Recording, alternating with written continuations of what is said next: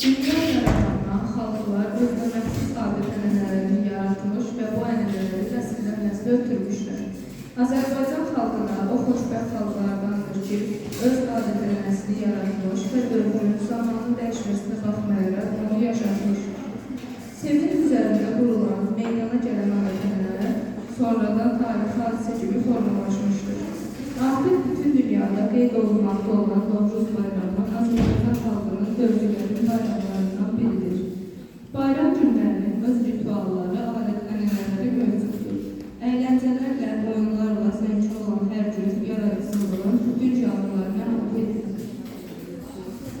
Təsadüf deyil ki, adət-ənənələrin hər bir millətin həyatında oynadığı əvəzsiz rolunu yüksək qiymətləndirən Azərbaycan Respublikasının böyük oğlu ümumi lider Heydər Əliyev söyləmişdir. Adət-ənənələrimizi hər bir xalqın milli mənəvi zənginliyindən, qədim tarixin kökə malik olmasından xəbər verir. Milli mənəvi dəyərlər Novruz bayramında da özünə yer tutur. Belə ki, Novruz bayramında süfrələrdə ən başlıcası plov olmalıdır. Şəkərqura, paxlava, şəkərçörək və digərləri. Üstə badam pişmiş və boyanmış yumurtalar süfrələrimizə təzəldir.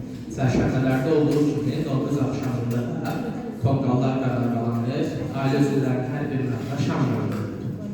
Novruz bayramında ahıllara, kimsəsizlərə, yaşlı insanlara bayram sovqat vermək savab sayılır.